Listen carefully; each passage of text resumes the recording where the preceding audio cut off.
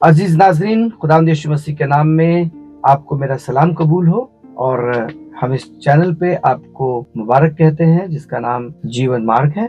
और हम एक बार फिर से आपको खुदा के कलाम से रोशनास कराना चाहते हैं और चाहते हैं कि आप हमारे साथ में पैदाइश की किताब का 1 बाब और उसकी 3री आयत को पढ़ें, जहाँ पर इस तरीके से खुदावंद के कलाम में मरकूम है, और खुदा ने कहा रोशनी हो जा और रोशनी हो गई। और खुदा ने कहा रोशनी हो जा और रोशनी हो गई। मतलब ये कैसे हो सकता है कि एक आदमी बोल रहा और चीजें हो रही हैं? तो जब हम खुदा के कलाम को पढ़ेंगे तो ये खुदा का कलाम है जिसके कहने से चीजें होती हैं। उसके आवाज में तासीर है, उसके आवाज में कुव्वत है, उसके आवाज में इख्तियार है। और एक जगह पे लिखा है, जब आप वाइस की किताब और उसके 8 बाब की 4थी आयत को पढ़ेंगे तो लिखा इसलिए कि बादशाह का हुक्म बाइख्तियार है और उससे कौन कहेगा कि तू ये क्या करता है। मतलब बादशाह जो है उसके पास इख्तियारात होते हैं।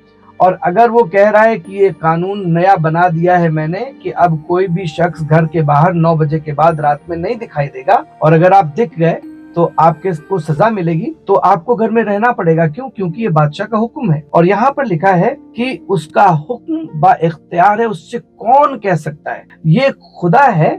और आपकी जिंदगी में अगर आप मुश्किल है, बहुत दिक्कतें चल रही हैं, तो उसको अपनी जिंदगी में बोलने दीजिए, और जब वो बोलेगा तो चीजें बदल जाएंगी। मैं आपको और आगे लेके जाना चाहता हूँ। और 42 बाब की 2री आयत में अय्यूब की किताब में लिखा है, मैं जानता हूँ कि तू सब कुछ कर सकता है और तेरा कोई इरादा रुक नहीं सकता। एक बादशाह जब इरादा कर लेता है तो रुक नहीं सकता, उसका इरादा कोई नहीं रोक सकता। और जब ये खुदा के कलाम को हम पढ़ते हैं कि इब्तिदा में उसने क्या क्या चीजें कह के बना दी और वो आपकी जिंदगी में कहना चाहता है। जब आप 4 बाब की 12वीं आयत को पढ़ेंगे इब्रानियों में, तो वहाँ पर लिखा है कि खुदा का कलाम पुरफजल है और खुदा का कलाम जिंदा है और खुदा का कलाम मयस्सर है। यानी कि खुदा का कलाम काम करता है। और यूहन्ना में 11 बाब की 39 आयत में हम एक आपको नजीर देना चाहते हैं, जहाँ पर खुदा उनके कलाम में लिखा है कि उनका दोस्त लाजर मर गया है और वो लेट आए हैं। और जब आए हैं तो उसकी बहन लाजर की कह रही है कि आप देरी से आए हैं,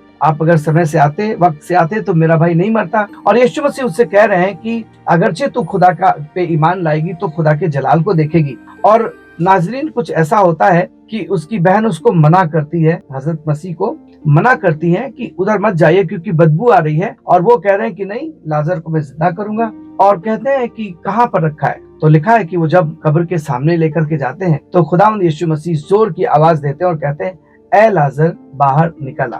और वहां पर इस तरीके से खुदा के कलाम में मरकूम है कि जब वो ये वाली बात ऊंची आवाज से कहते हैं तो लिखा हुआ है और लाजर हाथ पैर बंधा हुआ निकल आया, कब्र के मदफन से बाहर निकल आया। ऐसा कैसे हो सकता है? ऐसा तभी हो सकता है जब आपके कलाम में ताकत हो, और खुदावंद के कलाम में ताकत है। जब आप जबूर 138 उसके दूसरे हिस्से को पढ़ेंगे, जबूर 138 उसकी 2री आयत के दूसरे हिस्से को पढ़ेंगे, तो वहां पर खुदावंद के कलाम में लिखा है कि खुदा ने अपने कलाम को अपने नाम से ज्यादा अजमत दी। जब आप 103 जबूर और उसकी 20वीं आयत को पढ़ेंगे तो लिखा है कि खुदा का कलाम बहुत तेजी से दौड़ता है और वो जो हलाकत के गड्ढे में पड़े हैं उनको वहां से निकाल लेता है। तो जब उस अंधेरे माहौल में खुदावंद ने ये वाली बात कही रोशनी हो जा, तो अंधेरे को ये बात कबूल कर ली। जब खुदावंद यीशु मसीह ने जब कब्र के सामने खड़े होकर के लाजर से कहा कि निकल आ, तो मौत को जाना था और जिंदगी को आना था, क्योंकि बादशाह का हुक्म